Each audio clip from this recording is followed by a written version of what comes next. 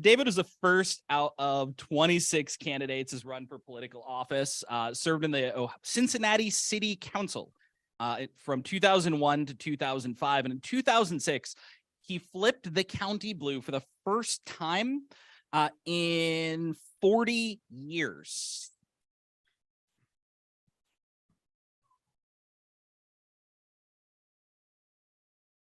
In 1999, David clerked for the Honorable Nathaniel Jones of the United States Court of Appeals for the Sixth Circuit. And after 2000, he also worked with the Cincinnati offices of major law firms Squire Sanders and Blank Rome, focusing on commercial and business and appellate litigation. David also teaches election and voting rights law as an adjunct professor at the University of Cincinnati College of Law. Between undergraduate and law school years, David spent 3 years doing international work in St. Petersburg, Russia. Based out of the Center for Strategic and International Studies, a Washington, D.C. think tank, he served as a research intern for part of 1993. And David, I'm going to give that name to you because I have no idea. And he was assistant director of a project providing technical assistance to the city of St. Petersburg as it underwent economic reform. In that role, he interacted with international figures, Henry Kissinger, Paul Bremer, ambassadors, member of Congress, leaders of business, and Vladimir Putin, who is the vice mayor of St. Petersburg at the time. So, all that said, let's hand it off to our speaker, David. Welcome. Thank you. And yes, after that last part of the introduction, I'm still alive to talk about it. Can you all hear me okay? Catherine, can you message me to make sure you can all hear me? I'll presume it's yes until You're good, David. Okay, good. Just want to make sure. I can't see you, but you can see me, so I just want to make sure. So, hey, thank you so much for having me. I really appreciate the invitation, and I know we had to reschedule this a couple of times, but the topic of democracy and what we're fighting for never gets old. So it's still a good time to talk about it. So I'm going to present, and I hope it comes across okay. I'm going to present a PowerPoint, which I think helps introduce what I'm going to talk about, and then obviously questions. The PowerPoint does take a little bit of time, but you gave me a good amount of time, so I think it'll be appropriate. And I'm going to do this assuming that most of you have not read my book, which is completely fine. If you have, there may be a little bit of redundancy, but if you haven't, this will kind of walk through a lot of it. And if you're interested in the details, I do hope you'll take a look at the whole thing, but I want to go through the basics. So let me just start off. I'll get right into it and start off with a hypothetical. And is this showing up clearly? Make sure the chat. So I want to ask if just a basic hypothetical, just one more time. Can you see this? Everyone see this? Catherine, can you write me? I want to ask a basic hypothetical. What would we all do if the following all happened in another country somewhere? If we had at one moment, if we saw in another country the following things all occur really rapid fire. One, we saw that country rig its legislative elections so that 99% of the results of those elections were guaranteed, and that a minority retained power even if another party earned more votes than that minority. What if we saw that government attack the independent operations of elections and vote counting to assert greater control over the process of elections? What if we saw the faction in charge attack the means by which the voters of the opposition party tended to vote or voted disproportionately? What if we saw that faction in power attack by law protesters, criminalizing the forms in which they protested? And these are the protesters who largely reflect the opposition party. What if we saw that government in power, that faction, attack the independence of courts and the court's ability to hold them accountable, change the rules about how those courts are selected, strip jurisdiction away from those courts in matters that this faction is weighing in the most, so the court couldn't review its work? What if we saw that faction literally just ignore the elected will of their own electorate, as that electorate had expressed through referenda or through changes to that government's constitution? What if we saw that faction change laws to protect themselves from being held accountable for corruption? What if we saw them literally begin to censor history of elements that would cast what they were doing in a bad light? You know, we do see this happen in other countries. We've seen it happen of late in Hungary with Orban. We've actually seen this to an extreme degree going back to my time working in Russia. We've seen this happen in Russia.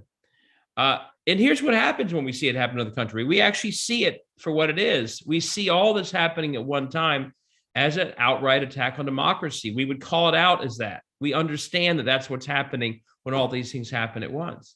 It's very clear to us. Here's why I wrote my book, Laboratories, Autocracy. Everything I just described is happening in our own country, as a lot of you will know, in states across this country. We see it happening in Tallahassee and Georgia and Columbus and Ohio and Tennessee and Texas and Wisconsin. I dare say you see it in your state house in Arizona. And the problem is that while we see this all so clearly in other countries, we do not see it nearly as clearly when it happens in our own backyard, in our own state capitals. And there's reasons for that. I wrote the book to try and change that problem. But why don't we see it as clearly as we'd see it in other places? Well, one, we're America. We're overconfident in our democracy. We think it's sort of automatically there to stay, which is a very privileged sort of post-Voting Rights Act view of democracy. The truth is it's not automatically there to stay. That's not our history. That's not the history of any country. But we sort of assume that, so we don't see it in our own country as an attack on democracy that we would see somewhere else. Our other big problem is that we think of politics in our own country being about people and personalities. We love to talk about Donald Trump and Marjorie Taylor Greene and, you know, some of the crazy people you have to deal with in Arizona or the Jim Jordans. And we look at that so much, we actually don't focus on the institution of democracy and the institutions of democracy. And especially, we don't watch state houses. So we focus on Trump and Marjorie Taylor Greene and Jim Jordan and Carrie Lake, but we don't focus on the institutions that while all those people may be talking, and Marjorie Taylor Greene may be talking and actually passing no laws, we don't, and Carrie Lake, same thing. What we don't focus on is the people just like them who are in office, in states, doing all the things that are in this hypothetical. So we don't see the problem for what it is, and therefore we don't respond well. So I wrote my book to really point out that there is a crisis in American democracy. It's not just about Donald Trump. It started long before Trump even ran. It's not about some of the figures we love to focus on. As the quote at the bottom of this slide says, it's the state house is stupid. That is where the by far most aggressive attack is happening against democracy. It's in the state houses. I'm going to walk through this, and this is sort of the heart of the book. Why state houses? Why are they the place that have become this very aggressive attack on democracy? I would argue that they really have emerged, and this has been sort of true throughout our history, but especially lately, is the Achilles heel of American government for several reasons. One, state houses control virtually every issue that we care about in politics, from the economy to healthcare, education, climate, energy. And that includes all the issues that are very highly contested in politics. And frankly, that the far right really values. So it turns out that state houses can and do accomplish far more on substance than, frankly, Congress ever does. Congress, if you look at it closely, doesn't really do that much. It's normally engaged in gridlock. But back in state houses, if you want to do something about education or a woman's right to choose, or how we regulate guns if we do it all, or healthcare or climate, state houses can do all those same things in a way that usually has a more direct impact on the people of those states than anything Congress will ever do. So state houses have a massive say in these issues, the issues that are contested in our politics every single day. Number two, state houses also, for good or for bad, have a massive power over democracy itself, much more than people, realize, unfortunately.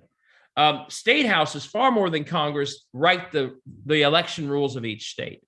the first draft and usually the final draft. Who votes, when they vote, how they vote. Can they use mail? Can it be no fault absentee? Can they use drop boxes? How do you register? How do you get knocked off the rolls? Can you vote early? All that is done by state houses. Every once in a while, Congress will pass a Voting Rights Act, but only every once in a while, and not enough recently, to say the least. With that power comes the power to shape the electorate. That's an enormous power, and that's a state house power. Number two here, also, state houses shape our democracy by drawing district lines, either for Congress or for the state house. And there have been reforms in some places. Arizona, fortunately for you, is one of them that has changed us from being a direct state house power. But in most states, it's still the state house that does this work, and legislative leaders. And with that power comes the power to shape a competitive and representative democracy in a state or in Congress, or to shape a democracy that's basically no longer democracy because every election is predetermined and the people in office have no accountability. Well, the state houses make the decision: competitive representative democracy, or essentially a locked up institution where the people have no say. That's something that's, again, a state house power. They also, I won't go through all this because I won't take up too much time, but they also clearly have some role in the presidential elector process. Donald Trump tried to take advantage of that, and that's also something that we'll be contesting in coming years. So they have the power over every issue we care about. They have the power over democracy itself. That's a lot of power. They also have power over many other things. I won't go through the detail. They shape a lot of the way the federal government's policies impact the state. They often can run roughshod over statewide officials. I think you've had this in Arizona, like we have in Ohio. You have some statewide officials, like your governor, your prior governor, who sort of like to look like they're moderate. In the meantime, they do what all the extremists in their state house want them to do. They can't say no, because in the end, the state house is so unaccountable, they can't do anything to stop them. It's a real problem. They also, in many states, run roughshod over local governance. Here's the problem. With all that power, they are still largely anonymous. No one knows who these people are for the most part. They couldn't name them. They don't know what the state house does. Why is that? They have low-profile elections. There's a lack of media coverage of many of these places, especially as media is dying, it gets worse. In many states, they're far away from state capitals. In many states, these are very short sessions. So you add it all up, and you basically have this enormous amount. It's the opposite of that old Spider-Man quote: with great power comes great responsibility. In these cases, in these states, with great power comes great anonymity. That's a very dangerous disconnect. A lot of power, but no one knows anything about it. That's dangerous. And there's an exception, though, and this also makes it dangerous. There are some insiders, including the far right, who do know exactly what these state houses can do for them, for their causes, whether it be far right social causes, whether it be financial interests or the Koch brothers, whether it be people who want to deregulate, maybe the railroads, etc. And maybe people want to attack democracy itself. They understand full well what these state houses can and should do. They're in these state houses' faces every day, while the people back home, frankly, have no idea what these state houses can do. That's a pretty, by the way, I'm going to caution you on a Sunday morning especially. This is a bleak picture I'm going to paint for you for a few minutes. I'm going to end with some positive, but my philosophy is, unless we confront just how bad this is, we're not going to solve it. So I'm going to warn you, this is all a little bit dark for some time, and it's about to get darker. So we have this problem. They control every issue we care about. They control democracy. No one knows anything about it, except for some insiders who know a lot about it and take advantage of it. It's about to get worse. And again, you were spared this because of your reforms, I believe, for the most part, on the congressional side at least. But extreme gerrymandering in 2011 made everything I just talked about much, much worse. It was the most extreme gerrymandering in our history. And what it did in 2011 was truly lock these people into power in a way that was completely separate from the people of all the states that are in the situation I'm describing, which is far too many states. Here's an example, and I go through this in the book in great detail. In some of these states, this has been overcome, which is the good news. But you have, between 2008 and 2012, the year 2011, intense partisan gerrymandering, the most, again, we've ever seen. And what it did was it took states that were largely Democratic states that Barack Obama had won quite handily in 2008, And when Obama won these states in 2008, no surprise, the state houses of these states reflected the overall breakdown of the voting of that state. Look at 2008. Ohio had a 10-8 Democrat Republican congressional delegation and a slight majority state house. Michigan, Pennsylvania, Wisconsin all reflected the way those voters voted. 4 years later, and this is almost a perfect apples to apples comparison, Barack Obama won all 4 of these states by almost the same amount as he did in 2008, but you'll see what happened to gerrymandering, the exact opposite in terms of the state level results. The gerrymandering took blue states and the voters made them blue in 12 and converted them into red states when it came to their congressional and when it came to their state house level districting. And to an intense degree, look at Wisconsin. Barack Obama wins Wisconsin quite handily. Look at their state house, 60 to 39. That's outrageous. That's what you saw in that hypothetical. That's a minority viewpoint carving for itself out a supermajority status in the state house, completely unearned through gerrymandering. It got so bad that even in 2018, now the good news is Michigan and Pennsylvania, through some reforms in particular, were able to fix this. And that's some of the hope that we'll talk about towards the end. But look at Wisconsin here. The Wisconsin Republican Party lost by 9 points in 2018 when you add up all the votes across the state for their state house elections. Yet their state house delegation is supermajority 2-1 Republican. That is an intense gerrymander. It lasted all decade. One other slide, though, real quick. In some of these states like Ohio, and this is probably true in much of Arizona and other states, I went back and I looked, and this is when I say that it's hard to define these places as a democracy anymore. The people in office in these gerrymandered states, for the most part, are never in a real election their entire career. I looked at 10 years of elections in Ohio. And over those 10 years, they basically had drawn themselves 62 seats that they could win. This is the margin of victory in those 62 seats over 10 years. You'll see that 50 out of the 62 literally won by 20 points or more on average for 10 years. And the next 12 won by 10% or more over 10 years. These are literally people who are existing in power, exercising power with no accountability back to the people because the districts are so gerrymandered. What does that do? And I won't go through this in too much time, but the book goes through this. Once you have a system where you have no accountability back to the people because of gerrymandering, you have a system that changes all the incentives of being in power in the first place. You know, I'm sure you all in your group and on this call and myself think that politics is supposed to be about public service. It's supposed to be serving the public good, using the power you've been given by the people, knowing that you're accountable to those people to do that. Well, once you have a system where you're guaranteed an election outcome no matter what, because of gerrymandering, where often you don't even have an opponent, like Gosar, who didn't have an opponent it changes the entire mentality of being in these places. First thing it changes is public outcomes no longer matter. It doesn't matter if your roads are falling apart or if you're banning books that is a very unpopular thing to do, or if your schools are suffering. None of that, or trains are crashing in once every 2 days. None of it matters to your future if your elections are guaranteed. There's a disconnect between getting reelected and public outcomes, which is very dangerous.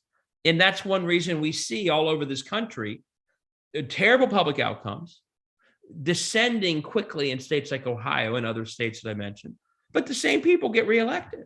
There's no longer an incentive to stay in public office connected to public outcomes. A very dangerous thing that's happening in these states. Number two, there's a powerful incentive to serve private interests. They have much more control over your future if you keep them happy. The for-profit online school that wants a piece of the public dollar, keeping them happy is important. But if your public schools go down because you've done that, it doesn't matter. See, this very dangerous combination of incentives. You also have an incentive now not to be mainstream, not to represent the broader public, but you have an incentive to be extremist because you never worry about your general election. You worry about your primary. If you worry about your primary, your only worry is that you're going to lose to someone more extreme than you. So there's a toxic brew of incentives that are emerging in states that basically no longer have any accountability, especially due to gerrymandering.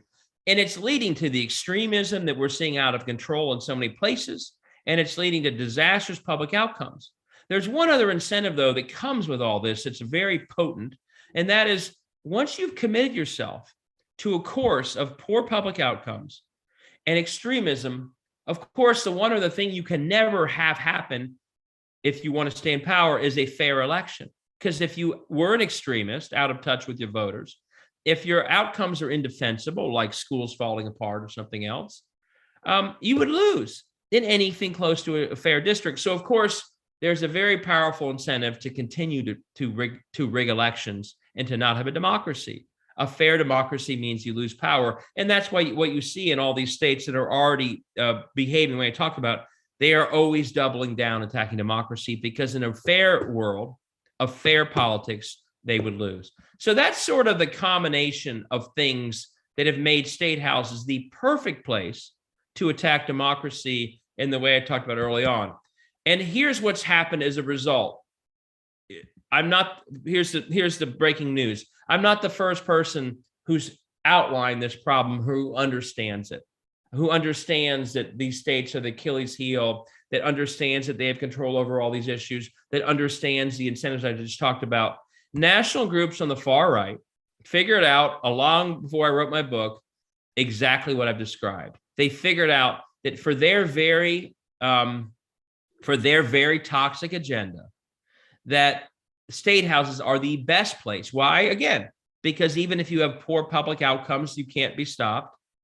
Even if you are an extremist on different views, you can't be stopped. And so state houses become the places where groups like ALEC have gone to push their right-wing agenda far more than they take it to Congress. And what they've done is they haven't just sort of allowed each state to do it on its own. ALEC and other groups, and a lot more getting in the act, they basically use these states, they harness them and they connect them up. And so they're always generating bills and laws that they push out to all these states at the same time. And once they're out of these states, that they share the results with one another to make them all happen at once. If they pass a bill in one state that works, well, all the other states do it within the same term or the next year. If something doesn't work somewhere, gets struck down by a court, they modify it and then they bring it back in all these states. So they've learned over the course of decades a lot of lessons. I won't go through them all here, but they've learned that basically everything I've described actually succeeds, that a popularity of an issue does not matter. They can pass it anyway. They do like to keep things secret so the donors behind ALEC and others don't get exposed. They've learned that legislators, more than even governors, are the key to the whole thing. They've learned that on number 4 here, the more things they throw forward at once, I call it the 80-20 rule. Throw a lot forward and maybe 80% of it gets stopped, but 20% gets through, and that's your victory. As long as you keep doing it again and again and again, you're going to succeed. So unlike Washington, they throw tons forward. They know the media can't keep up with it all. And all of a sudden, a whole lot of things get passed. And over time, that's how they accomplish it. These places have become chaotic in terms of how much is thrown forward. Number 5, they have learned they can always learn from successes and failures. Number 6, a very important thing they've learned. They've actually learned, unlike Democrats who are looking for the greatest politician ever, the Barack Obama of the future, who's the next great politician? That's what we look for. What have they learned? Doesn't matter for them. What they've learned is that the incentives are what matter. If they want to get their agenda achieved, more important than some dramatically impressive state rep or state senator, that's not what matters to them. What matters is getting systems in place in these states where they all behave the same way, where they simply will do and follow the incentive structure that's been created. And that's why the bottom line at the bottom of the slide is that's why the lack of democracy really matters. They want people responding to all those incentives I described, passing things that are unpopular, passing things that help those private players, even if they hurt the public. And to do that, they obviously are always attacking democracy directly. And I go through this in the book in great detail. since 2010, that gerrymandering, it's been a nonstop attack on democracy that's only gotten worse over time. As they've learned, as they learned, there's no accountability for it. As they've learned what works. One, they target, as I go through in that hypothetical, they target the electorate that threatens them. The Obama coalition for 2008 has been targeted repeatedly through, trying to carve back early vote, trying to add new rules, voter ID or other rules, things that they know disproportionately hurt the very voters who vote against them. They attack it through, in states like Ohio, purging voters from the rolls for voting infrequently. They've tried to make early vote harder, et cetera, et cetera. They've attacked those who support the efforts to get the vote out, like organized labor. Beginning in 2016 and then after, they also began what we're seeing so much more today. They began to undermine election outcomes. It first showed up through what happened in a few states. A lot of you might have seen this, where after they lost an election that they didn't like losing, like North Carolina in 2016, they lost the governor's race. What did they do? That legislature immediately began attacking and stripping the powers away from the winning governor candidate immediately. That's a form of election denialism. The voters voted for this person, so you try and take away the powers of the people of the person the people voted for. That happened again in 2018 in Michigan and Wisconsin. Immediately started trying to strip powers. They lost Supreme Court races in 2016 and 2018 in places like Ohio and North Carolina. They immediately started trying to change the power and even change the way those justices were elected. Again, it's sort of in a form of election denialism. Lose an election, immediately change the rules so it doesn't happen again. Same time, they also began, the bottom of the slide says, the voters would vote for certain outcomes through referenda, be it Medicaid expansion or ending gerrymandering or minimum wage. The legislatures would simply ignore those elections. They would, again, kind of the early version of the denialism we've seen ever since 20 that you guys experienced so much in Arizona. But here's what they learned in those 10 years on the right. It worked. They basically were able to achieve their goal in almost all these efforts. And what they also learned is nothing ever was done to them for doing so. There was no negative consequence of denying election outcomes. They actually gained in most of the places where they did it. No one held them accountable. So they just kept going after 21. You saw it in Arizona, other places. If you're not punished for having done what you did in a decade to undermine democracy, of course you're going to keep going, especially if you know that if you had a fair democracy, you'd be put out of power. So beginning in 21, this wasn't new. This wasn't because of the big lie. This was rolling on through what they had already been doing for a decade. They gerrymandered again in the states they could for another decade. They made it basically so that election deniers in Congress were immune from the voters, and almost every one of them won. They doubled down again in 2021 on voting rights attacks. What was an attack on early vote in 2011 became an attack on drop boxes in 2021. You guys know this, I assume. No one cared about drop boxes when it was happening in Salt Lake City, in Anchorage, Alaska for years. They only cared about drop boxes when Black voters used them disproportionately in Atlanta and Detroit in 2020, costing them the election. So they're immediately attacking drop boxes. In Ohio, we only have one per county now. It's absurd. In Texas, I think they got rid of them entirely. Number three, the extension of election denialism is beginning to literally strip powers away from elections officials. Obviously, the big lie and trying to legislate from the big lie took it even further, what you lived through in Arizona. And then they've taken a few other steps that are true five-alarm fires when it comes to democracy. One, the number 5 here, stoking vigilantism, like that law in Texas, trying to evade court review. And number 6, which is, again, another step that really is getting into Orban style, this vigilantism, Orban style attacks on democracy. And number 6, obviously, a lot of you will have read Tim Snyder. When you see people censoring history, you know you have a crisis when it comes to democracy. And I've made this slide a year ago. What they've even done since I made it is just getting worse and worse and worse, watching DeSantis and others. So here's where we are today. And then I promise you from here on out, I'm gonna go to what we can do about it. This is the situation we're in, and this is a pretty bleak slide, but I think it accurately captures where we are. We basically have two sides in the battle of American politics. We too often just break this battle down as if it's some simple battle between red and blue to be fought out every 2 years. That's not, and that's blinding us to what's really happening. There are two sides, and they are fighting such fundamentally different battles. I think we're better off seeing it as two different battles. And we need to see what the other side's battle is, or we will keep losing that battle. So the side on the left, I think it's generally Democrats, mainstream America, independents, even some moderate Republicans, the media. They still see the battle of politics in America as a battle over election outcomes. And their battle is premised on two assumptions. One, there's an assumption, as I said at the very beginning, that, we're America. Democracy is intact and safe. Don't worry about it. It's fine. Democracy is just there, and it's there to stay. That's one assumption that goes into this side's battle. The second assumption of this side is that this side generally stands for a majority viewpoint in the issues it cares about. And this is actually accurate. This, whether it's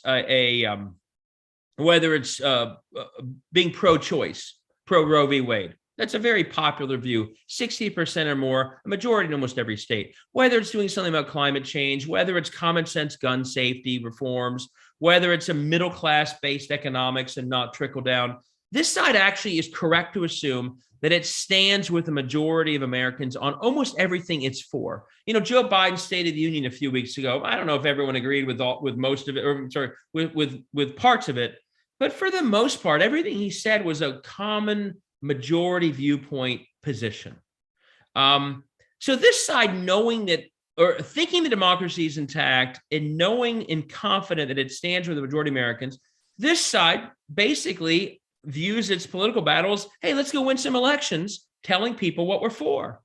And this side also is efficient, so it quickly decides, and you've benefited from this for recent years, and we have for a long time until recently. It decides, well, the way we win elections, if it's a battle over our popular ideas on a fair democracy, let's go win federal elections. And of course, that means we go win them in swing states. And of course, means we really focus in federal years, especially every 4 years when we elect the president. And when this side, focusing on those swing states and federal elections, when it wins those battles, it celebrates like it's won the entire battle over democracy, doesn't it? 2020, we won it all. 2008, yay, we won. It's over. We've won. The Republicans are finished. That's sort of how this side fights that battle. Again, federal elections, swing states. Focus in federal years, win those elections, you win everything. Here's the problem. That celebration will be all well and good if that was the other side's battle. But as I've described, the other side's battle is not this. It's different. And it's based on, one, an accurate assumption that democracy can and always has been subverted. Not always, but can be when people want to subvert it. This side understands that. This side understands what I've described, which is, in America, the way to subvert it is through states and state houses. This side, the other big assumption though this side has is it understands that its viewpoint is actually deeply unpopular. They're not under any illusion that their viewpoints are popular. Mitch McConnell told Lindsey Graham not to talk about abortion for a reason. He knew it was a bad issue for them. He knew most people don't agree with that. He knew that Kansas and other states would vote the way they did if given a choice on whether a woman has a right to choose. There's a reason they all booed and yelled at Joe Biden when he said they were cutting Social Security. They know that that's unpopular. You name the issue. Banning books. That's unpopular. Sending a 10-year-old rape victim from Ohio to Indiana to get an abortion because she was raped. Only 10% of Ohioans agree with that. Texans don't agree with that. You name the issue, and almost to an issue, they are in the deep minority, and they know it. So knowing that democracy can be subverted and that they are in a minority viewpoint. So basically, by knowing they're in a minority viewpoint, they know that if there's an election every 2 years on the issues they care about, they know they will lose over time. They can't win. So they don't choose the left side's here battle over elections. That's not their battle. Their battle is over democracy itself. How to subvert it enough so they can lock a minority viewpoint in over time and sustain it. And this is where people, my dad's an old moderate Republican. He's like, David, calm down. This seems like a very charged accusation. And I'll say to them, my dad or anyone else, they're not hiding this, that this is their approach. They literally went to Hungary to celebrate and study Orban. CPAC, which is having their meeting right now, a couple of years ago, was in Hungary. They literally, someone yesterday at CPAC said that Hungary is their model. He said that. They're not hiding it. Peter Thiel, the billionaire, put money into J.D. Vance's campaign. And I think he put money in the campaign against Senator Kelly. He's literally written the words that he thinks democracy and his freedom are incompatible. So they're not hiding that they view the political battle as a battle over democracy itself. And once they have made that decision, their battle looks different than ours. It's everything I've described coming up to this. It's at the state level. And it's not only in swing states, it's every state they can get their hands on power. And of course, it's not just in federal years, it's everywhere where there's an election involving that state power. And I put this slide together for a very simple reason. It's to ask the question, if these two sides, one battling in swing states for federal elections every couple of years versus a side fighting for democracy itself in the places that shape democracy itself, and they do it everywhere, every time, if they battle it out over years, who's going to win? It's pretty clear to me, and my son Jack, who plays soccer, who understands that the team always on offense wins, it's pretty clear to me the side on the right is going to win. If they battle their battle while we continue to only battle the federal swing state battle. And that is where we get to what we do about all this. We have to adjust our battle to see what theirs is. We are in a battle for democracy itself. It's very simple. It may be sobering, but that's what we're in. And the sooner everyone figures it out, the better, because it means once you see that for what it is, boy, do things look different. And do mistakes you're making look more clear that they're mistakes? And do strategies that you need to pursue look more clear? And so I walk through, my book goes through 30 of them. I'm going to spare you that, I promise. I'm almost done. But I'll walk through 5 critical adjustments that we must make once we realize we're in a battle for democracy itself. They're pretty obvious, I think. And this is the part I hope is somewhat inspiring, because I think once you see this, it gives us all a game plan versus the game plan of beating our head against the wall in a failed federal swing state strategy. Number one, once you realize you're in a battle for democracy itself, it's obvious that that's a long battle. It's not just about the next cycle. It's not even about cycles at all. If all you're doing is getting really excited every 2 years and building up and spending a ton of money, and then you go away for a year and a half, you're going to lose. That's not, especially when the other side views it as a long game battle. And I go through, so everything we do is based on this cycle by cycle mentality. That's a losing mentality for winning a long battle. I go through this, we have to readjust everything we do for that long battle. How do we measure our success? How do we build? How do we sustain? Are we continuous or are we cyclical? And I go through all this, and people might say, well, okay, that's all well and good, but are there any examples of someone doing this well? And the answer is yes. My friend Stacey Abrams, she's the perfect example of someone who understood that the battle for democracy is a long one. And I know Stacey really well because we went to law school together. And I know what you're thinking, that, boy, she must have taken some classes that this guy did not take, and you're clearly right. But I've also not only have been impressed by her for all this time, I saw her return to Georgia after law school. And she has been fighting out a long game for democracy ever since. And she didn't stop because a couple of federal elections went the wrong way. And she didn't view it as a cycle. She kept going and going and going. And even when she was the minority leader of their state house, she started nonprofits to fight for voter protection. She ran for governor. And she had registered so many people as governor and campaigned all over that state. Even when she lost her election for governor, she said on the night that she basically said, I'm stopping the election. I'm stopping the campaign. She literally told the crowd, we made progress. And my guess is most of them heard that and thought she's just trying to make everyone feel better. Actually, she had a long game, and she did make progress, and she knew it. And 2 years later, we all saw it. We all saw that she was right. She knew that more people had registered in the state than ever before, Black voters in particular. She knew more voters had voted for a Black woman for governor than anyone could ever imagine in the rural parts of that state. And she knew all that mattered. And 2 years later, we saw what Georgia did. It helped dethrone Donald Trump, and it helped get Mitch McConnell out of being the leader of the Senate. That's a long game. And we all have to apply a long game mentality, just like Stacey did in all of our states. Number two, once you realize you're in a battle for democracy itself, boy, do I hope everyone decides, well, if it's about democracy, we need to fight it in all 50 states. It's no longer good enough to just confine dozens of states to non-democracy status simply because they don't happen to have a potential U.S. Senate victory in them, or we don't think they do. It's not the right thing to do by those states.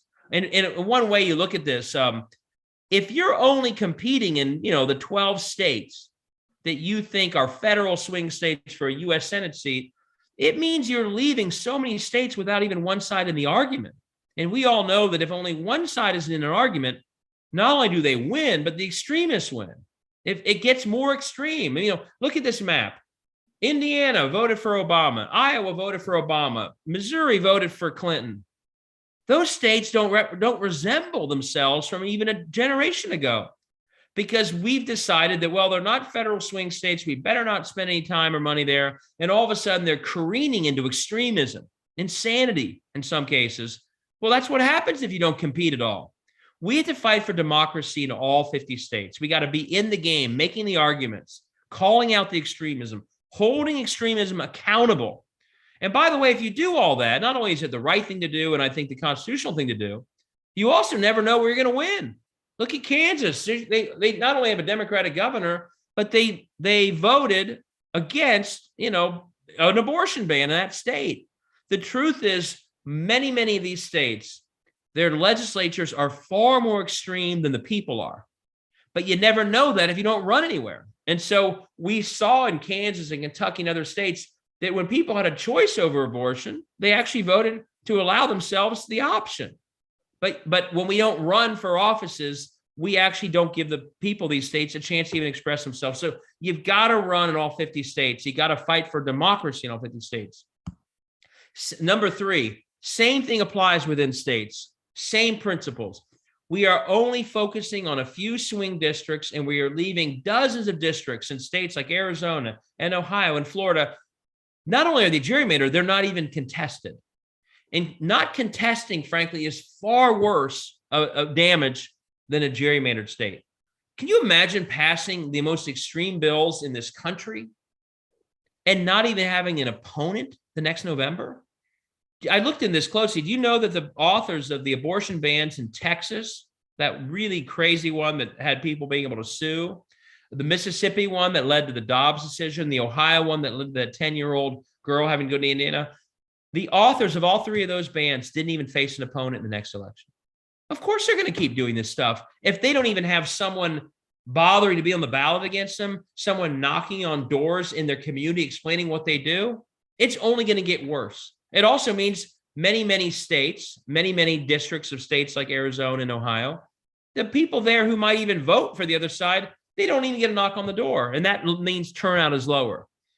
We have to change our mindset. It is no longer acceptable to leave dozens of extremists in all these state houses not even facing, not even a challenge, but someone who's even explaining what they're doing, which is, again, most of these people don't face that, or many don't. And there are ways to do this that I'm working on, but we have to challenge every single corner of every state of this country. And people say, well, how is that even possible? That sounds just over the top impossible. We can absolutely do it. Michigan did it last year, and they picked up their majority partly because of that. But we see when we value a race in terms of what it might do for democracy, we actually open up our wallets and energy in huge ways. There's a woman named Amy McGrath who ran against Mitch McConnell. She raised $100 million in a race that no one probably assumed she could win against Mitch McConnell. People all over the country gave to her, and that's good for her. I would never fault her for doing that, but I would argue that as important as challenging Mitch McConnell in Kentucky, it's equally important that we don't have dozens and dozens of districts in states like Ohio, Kentucky, Arizona, Georgia, Florida, literally be not contested. And so I would argue that out of the $100 million that we got excited to give to her against Mitch McConnell, take 20 million of it and get it into the hands of people running for office one level down all over these states. You'd actually do more to help democracy that way than the federal U.S. Senate races. The reason that doesn't happen is no one is explaining to the average folks who want to save democracy that starting with the state houses is actually the most effective way to do that. We have given them the wrong frame about what actually matters for democracy, and they're trying to do what they can to help, which means they focus on a few U.S. Senate races and not the deeper level of politics that actually is much closer to where they live than that Kentucky Senate race. Number 4, this is so much bigger than Trump. We have defined this issue too much as Trump or anti-Trump. Never Trump, right? And I actually go through this in my book, and I mentioned Arizona. A whole lot of people voted for Joe Biden in 2020, and then they voted for Republicans the rest of the way, including in Arizona. And the Republicans they voted for, in many cases, not all, but many, are the ones who did the phony audit in Arizona, or that gerrymandered Ohio the next time around, or that banned drop boxes in Georgia, or wouldn't give water out. The point is that the attack on democracy began long before Donald Trump decided to run in June or whenever that was in 2015. If he had never engaged in the big lie, the attack on democracy would have continued. And if he were arrested and locked up tomorrow, the attack on democracy will continue. And we should never be under the illusion that this is only about Trump. And when we think that way, we're not really grappling with the deeper, broader problem that we face. And we give cover to a whole lot of people who are against democracy, but don't sound or act like Donald Trump. And that's what happened in 2020. We have to look deeper. Are you for democracy or are you not? Which means, by the way, if you're a Republican who's willing to stand for democracy and I'm a Democrat, let's work together.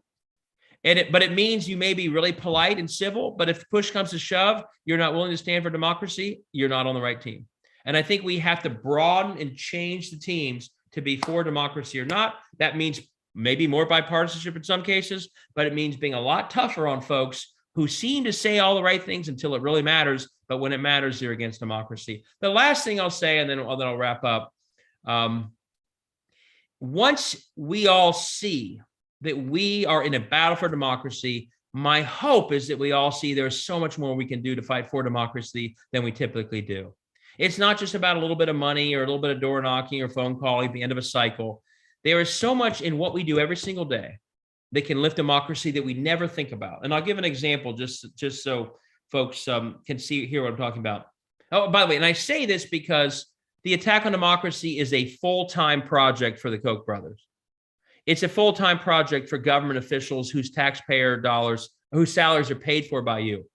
It's nonstop. It's every day for them. How do you suppress the vote? How do you gerrymander? We're fighting back for democracy on a very volunteer, very part-time basis when what they're doing is of a massive scale. We have to find it more within ourselves. How can we full-time it more as well? And I go through this in the book, but I'll give an example. Sherrod Brown, when he was Secretary of State of Ohio, he worked with McDonald's to make sure there was a voter registration form on every single tray in McDonald's in Ohio. That's scaling it up. The mayor of any city that happens to be a Democrat should use every rec center, every health clinic, every library to engage voters, to help make sure they're registered, to make sure they know how to vote early if they want to, et cetera, et cetera. There is so many examples like that. I go through them in the book where we have to take our footprint of what we do every single day, not in politics, but as human beings, and figure out how within that footprint can we do more to lift democracy? Is it where we work?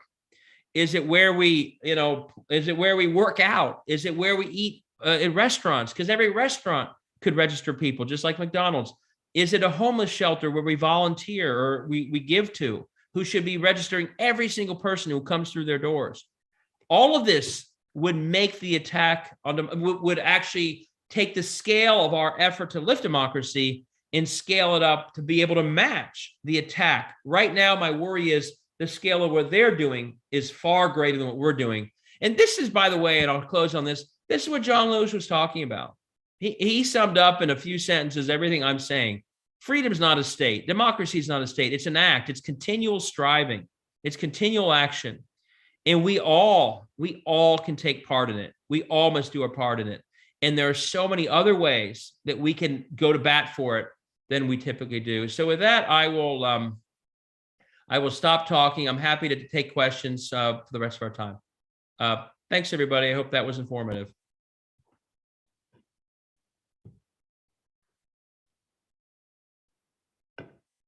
Thank you. That was excellent. So now we're going to go ahead and move into our Q&A portion. As a reminder, please raise your hands in person or digitally with questions, and I'll come around with the mic, ask one question to give everybody a chance to speak and remember the 10 commitments of humanism. All right, so Patrick. Thanks. David, thank you very much. I've seen boatloads of presentations, and regarding politics, yours is one of the best I've ever seen in my life. Thank you. I routinely hear from friends that they were recently at some party gathering, let's watch a ball game, get together, and they say that their crazy uncle or some friend started spouting off about how liberals suck and Biden sucks and we need to make these changes and ban books and all this kind of stuff. And then I asked, so what did you do? What did you say? And 99% of the time, the liberal says, well, I would have been uncomfortable. I didn't want to make a scene. So my question to you is, isn't the fact that liberals tend to cower in situations like that instead of standing up for what's right, isn't that a big reason why us liberals get creamed over and over again? Thank you. Thank you. Great question. I think that we are constantly being bullied. And I think the worst part is we have been bullied into thinking the opposite of what I described early on, which is on almost every issue, we represent 50% or far more of the American people than their positions.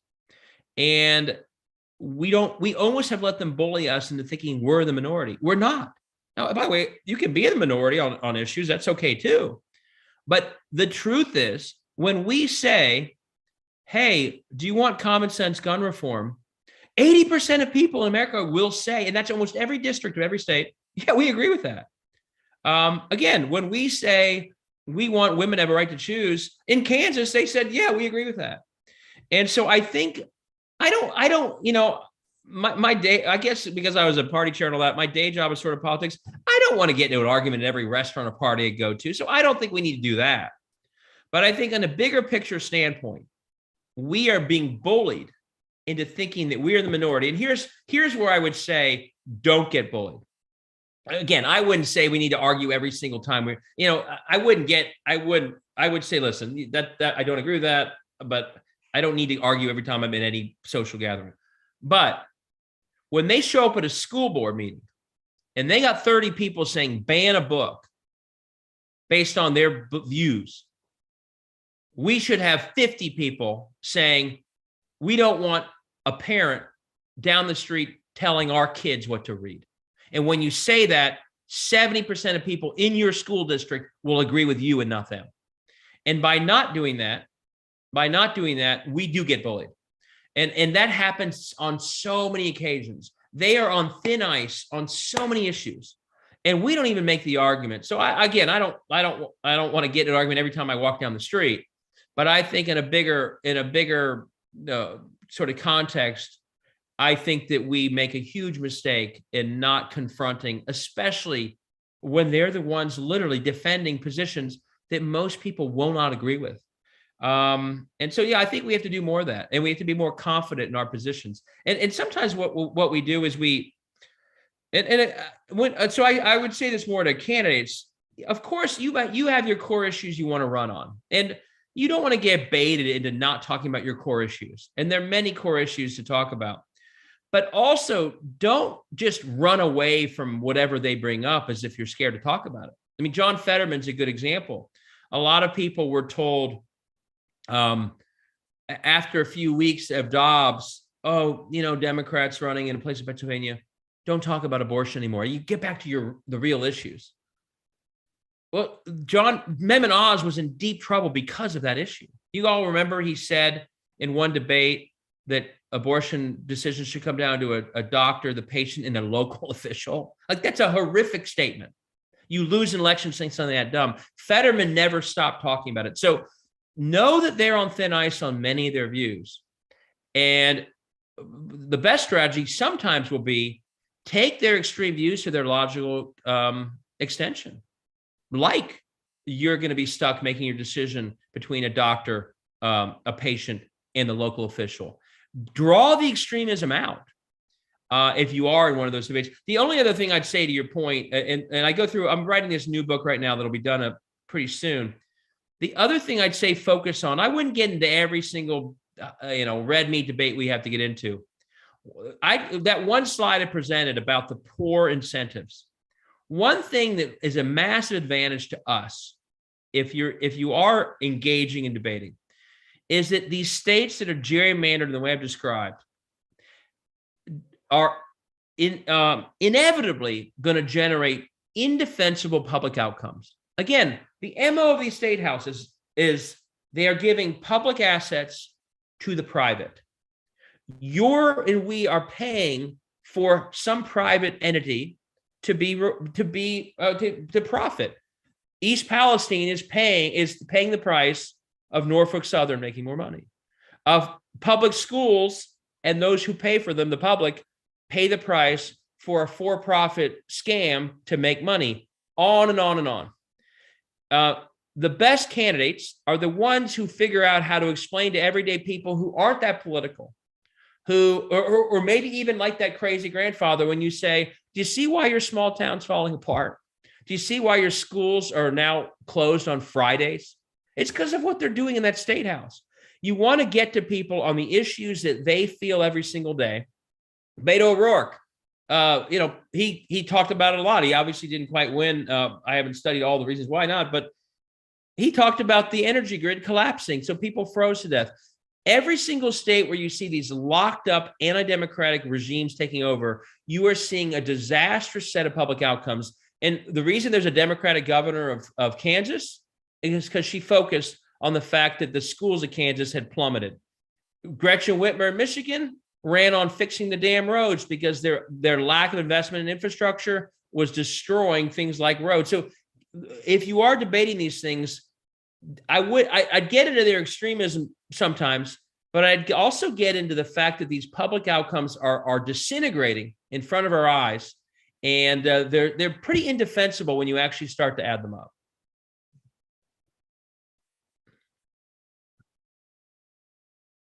Second, got another question. Hello, David. Yeah. I want to thank you for your book. I don't know, I didn't bring it today. I wasn't looking for an autograph, but it is very dog-eared, okay? I have read it so many times and gone through it. And my question to you is, I have a personal situation where I recognize that it is likely political, okay? And so as I start to address the issues and I think about the attorney that I would want to have a consultation with would be someone like you that knows all of the intricacies of what we're facing. I hesitate in anyone to review the legal documents that I have because of it being, it's very political. I've been working on my case for a few years now. What do you recommend for someone like me to be sure that that the person that I believe that there's nefarious situations going on in our politics, and what would you recommend that I do? Well, I mean, if it is legal in nature, I mean, I would try and find a lawyer who's got politics that you don't worry about to help. I mean, I wouldn't say that if you hadn't said you're worried about that, but once you're worried about the legal aspects of it, and as a lawyer, I would tell you that probably does make sense. There also is, if you're really worried, there's an attorney-client privilege, and so once you went there and formalized it, a lawyer would know that if they went and tried to take advantage of it by spreading the word, they would be in huge trouble. So I do think getting a lawyer involved does lock it in a way that only a truly reckless person would betray your confidences. Okay, but thank you for saying that. By the way, I'm going to put up here, if it's okay, if you haven't read the book, obviously I think you'll probably get a lot out of it. I also started I'm also on Twitter for those of you who are on Twitter, and I do a lot of whiteboards that people seem to like explaining all this stuff. So that's my Twitter. I'm gonna also send you a way to subscribe to my Substack newsletter where I get into a lot of this stuff on a regular basis. So just if people want to hear more, I'll give you those resources. Perfect. Thank you. I think we have another from the audience here. I'd love to hear your analysis of why in the most recent election in Arizona, the majority voted for, 2 Democrats to lead the state, the attorney general and the governor, but then voted majority Republican in the legislature. Where's the divide? Where's the gap there? What did we miss? Well, one, I can't speak to your gerrymandering. My guess is that plays a role, unless I can't. I know you have a congressional reform that made it independent. Maybe you have that for the Arizona. By the way, I talked a lot about Arizona in the fall because you were so close to being a majority. And one of my top goals in 24 is to help make sure we get there.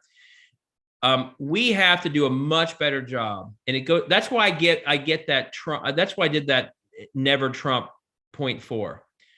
And you guys are almost a perfect example of that in 2020.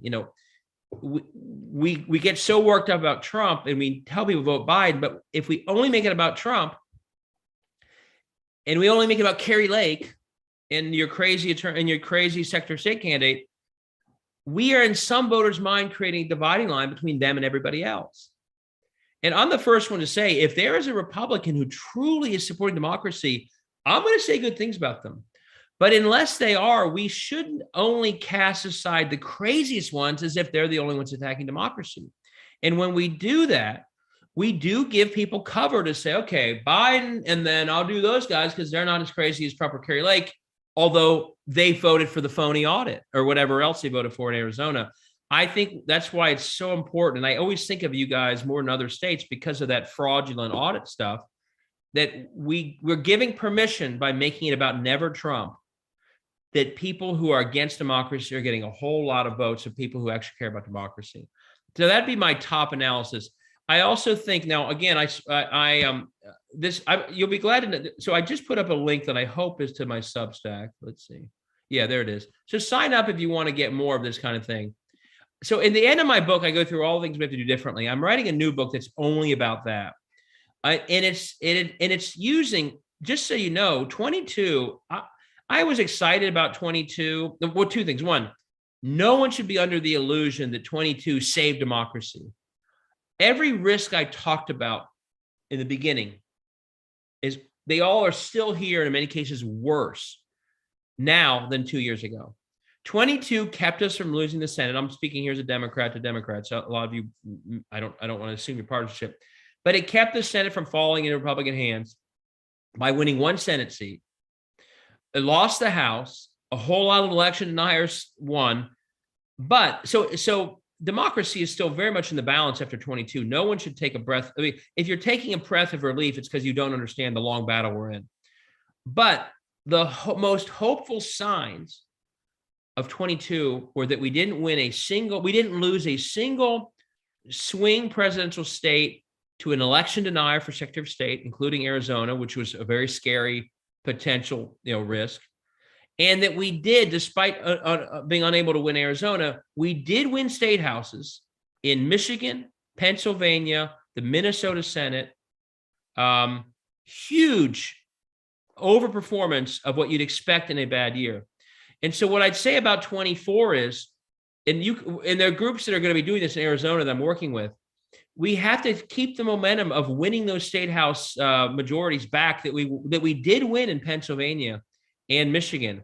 And the way we do that, and this is what, I don't know your group well enough to suggest what you should do, but to the extent some of you are political, and are involved in 24, take every ounce of energy that you apply at some of the races that we all talk about and make sure that in the state of Arizona, you are finding those Arizona state house wins, one near you, wherever you live, even if it's a long shot, because we have to hold every extremist accountable. And number 2, especially the swing ones that can get us that majority. That starts, by the way, with making sure that we're running in every district. And Arizona is one of the states, when I look at the numbers, you just didn't, you let, like Ohio, I'm not pointing fingers. You are one of the states when I can't remember the exact number now, but when I looked at the number of uncontested races, I thought, no, not in a state that's so close statewide, it's badly gerrymandered. Make sure you're recruiting to run everywhere. So I think there's a lot to learn from 22 about how we win these state houses. And the good news for Arizona is you're kind of next up.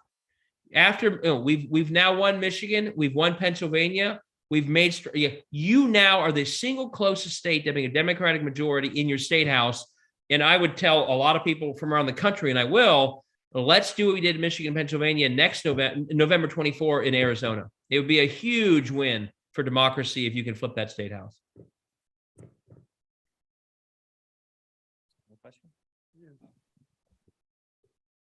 Yeah, thank you very much. I think in your slides, you showed the Koch brothers.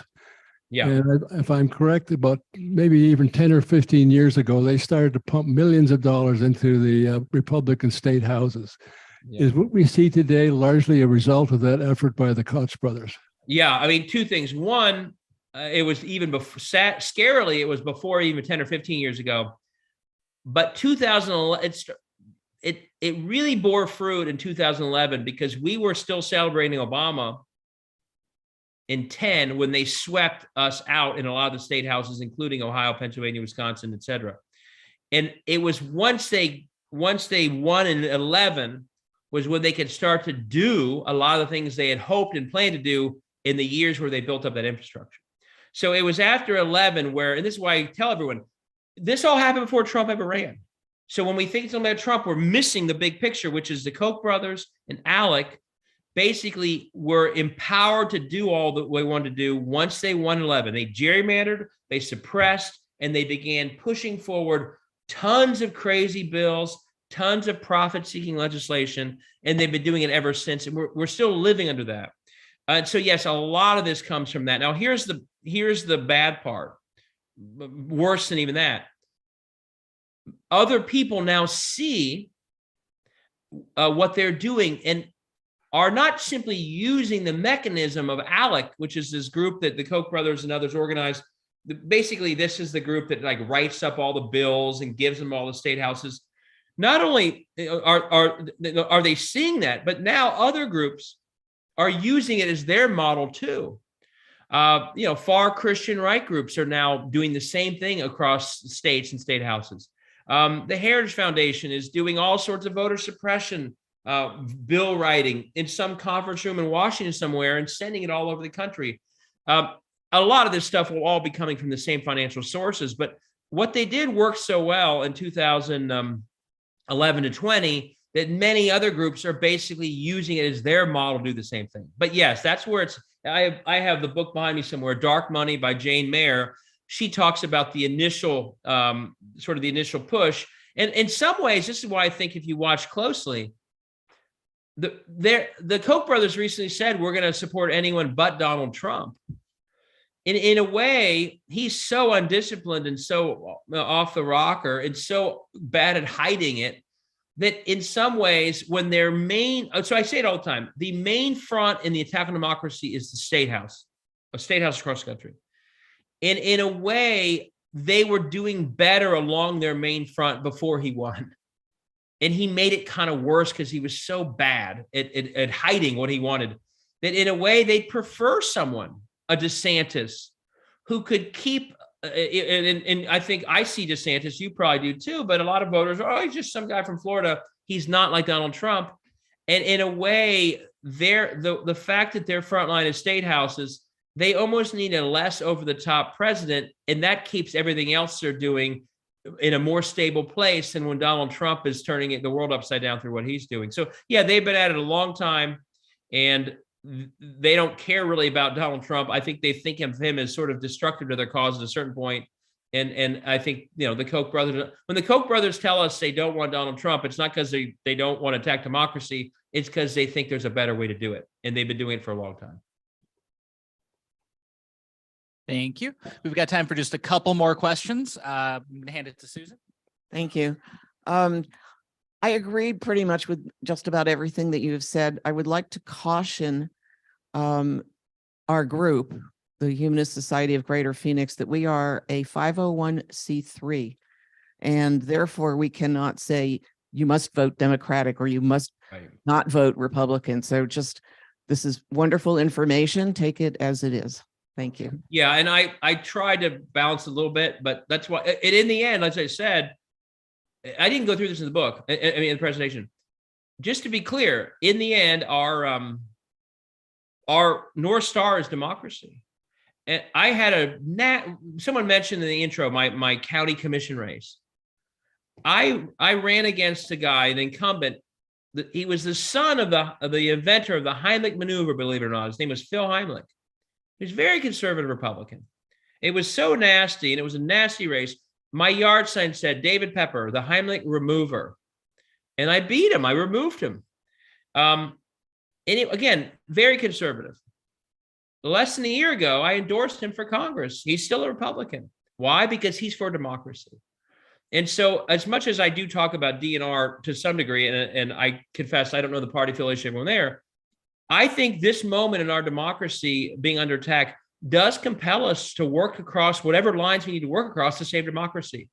And if you have Republicans or moderates or independents who are there for democracy, this is the time to work together. So in the end, as much as I do talk party labels as well, I happen to be a Democrat, I actually think we need to go beyond party to save democracy. And whenever we can, we should. And this guy I endorsed, Phil Heimlich, would keep saying to me, David, I really appreciate you sticking your neck out to endorse me. I said, Phil, I'm not sticking my neck out at all. You're for democracy. We can agree to disagree later on all sorts of other things, but we have to unite.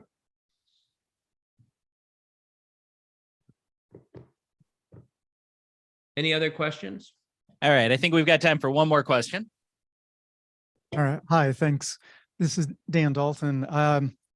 I don't know if this question is really a two-part question, but one is, do you have a recommended website or group that kind of exposes like news reporters who focus on these kind of gerrymandering or these extremists in these different states, so we can follow and support to give them, money, or some kind of moral support to that group? And kind of along those same line, is there a anti-ALEC group out there that can counter what they're doing or watching what they do, so we can kind of counter what they are trying to push? Those are awesome questions. So the first question, I really am glad you asked it, because as I hinted at very briefly, the decline of local media is really contributing to this problem. The local paper in a small town that used to cover that state house member is gone. So no one knows what they do. The bigger papers have slashed their state house bureaus, so they can't keep up with the bad laws. The op-ed boards are gone, so there's not as much sort of long-term history about what's happening. Filling the gap, though, and this is why your question is so good, there is a whole new wave of nonprofit journalism entities appearing in these states. And I should have this. I don't. I should. That's a great question. I'm going to give an example of one, the Ohio Capital Journal. It's a nonprofit outfit doing tremendous work to expose, who gave money to Republican politicians around the Norfolk Southern crash, who gerrymandered. Pennsylvania has a sister organization doing the same thing. In Texas, they have the Texas Tribune. I think they have a bigger state house staff than any paper in Texas. If you look a few of these up, I think you'll see that they sort of have almost a fraternity and sorority aspect to them. I would say look those up and do support them, because we need them to be bigger and better than ever, because their for-profit, equivalents are dying. And if you're the Koch brothers, nothing is better than that local journalism dying if you want to get most of your agenda done in state houses, because it means no one even knows. So I didn't know the Arizona Mirror, but it looks like that you have one there. a lot of states, these places are not just there, but they are growing. And one of the good things is the ones with credibility, the news outlets, the TV stations and other newspapers are picking up their stories, but they have enough resources to do the investigation in the first place that leads to the story. So that's one. Let me look up real quick, because there is an organization. There have been. It's a great question about the equivalent to ALEC. There have been a number of attempts to create a pro-democracy ALEC, and they have largely not succeeded. Now, the one reason they have not succeeded to be the scale of ALEC, and this is sort of the realpolitik of it. ALEC is an investment that pays back the investment 100 times over. It's not like this is generosity to create ALEC. This is, you invest $10 to have a bunch of states write tax cut bills, you make $1 million. And so the problem on the other side is, it's not investment that pays you back. It's actually normally, charity or just pro-democracy civic support. So the scale is hard to compete with when for them it's a for-profit making operation. But there is a group I'm looking up right now that is attempting to, and of all the groups that I've met, this one seems to be I'm blanking on the name of it now. It seems to be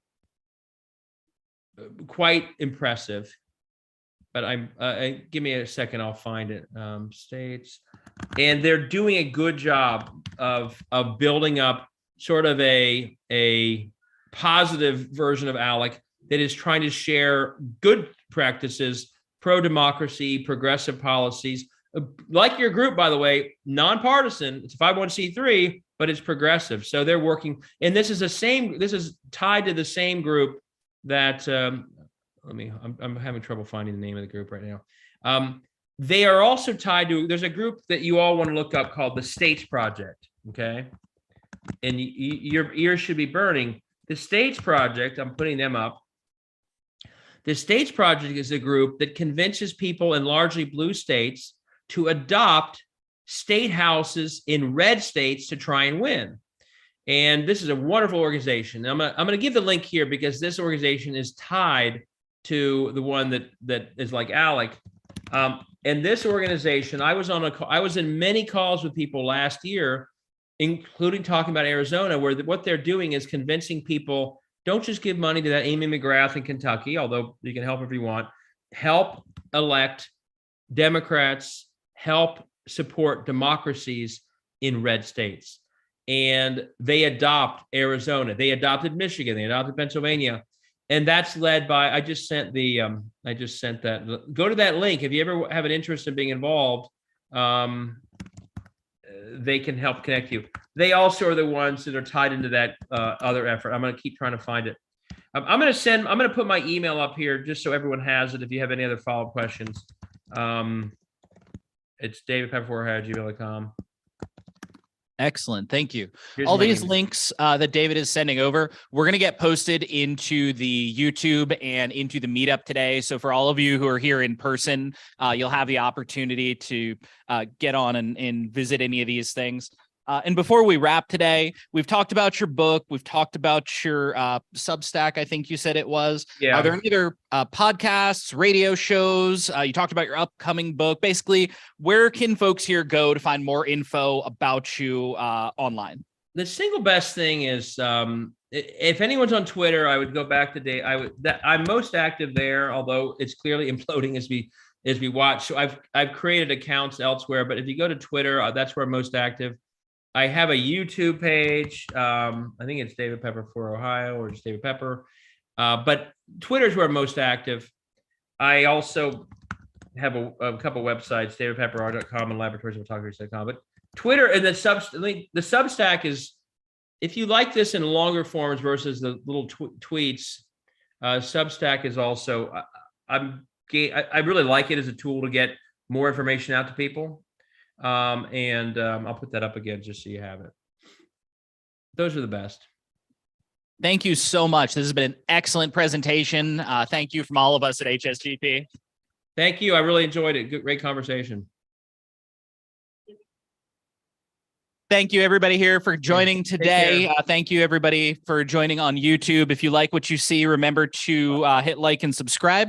You can also get involved by becoming a member of our Patreon, or even better, a member of the Humanist Society here by visiting our website. We have lots of great volunteer opportunities and social opportunities you heard at the beginning of the call today. We have lots of food in the back. Please take some home before you go today. We want to make sure that has a good home and doesn't get dumped. Feel free to stay around and help clean up or socialize as long as you like.